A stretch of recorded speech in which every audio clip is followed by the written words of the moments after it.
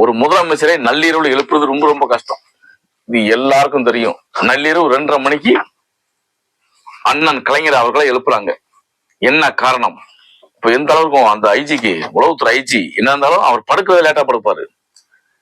ஒரு சிஎம் எழுப்புறாங்கன்னா ரொம்ப நாட்டுல மிகப்பெரிய பிரச்சனையா இருக்கணும், மிகப்பெரிய கலவரம், அப்பதான் எழுப்புவாங்க. இல்லைன்னா யாரும் போய் எழுப்ப மாட்டாங்க. 2:30 மணிக்கு படுத்ததே 12 மணி, காலையில் 4:30 மணிக்கு வச்சிருவாரு. வேற வழி இல்லாம போய் எழுப்புறாங்க. என்ன விஷயம்னா, புழல் கரை உடைய ஆரம்பிச்சது, கிராக் ஆயிடுச்சு. 11 மணிக்கு கண்டுபிடிச்சாங்க, உளவுத்துறை கண்டுபிடிச்சிருச்சு. பட் என்ன, இன்ஜினியர்ஸ்ல என்ன பண்ணிட்டாங்கன்னா எஸ்கேப், காலையில சரி லீக் ஆக ஆரம்பிச்சிருச்சு. உளவுத்துறை ஐஜிக்கு நியூஸ் பேருக்கு பார்த்திருக்கிறாரு, இது கிராக் அடிச்சிருச்சுன்னா குறைஞ்சது 10,000 பேர் உயிரிழந்து விடுவார்கள். அப்படி அந்த சைடு வந்து மணலி சைடு வரும். புழல் ஏரியில அடிக்கிறோம்னா மணல் ஏரி அந்த கொசஸ்ல அது மணல் நீட்டியம் அந்த மாதிரி திருட்டு அந்த சைடுல அடிக்க ஆரம்பிச்சிடும்.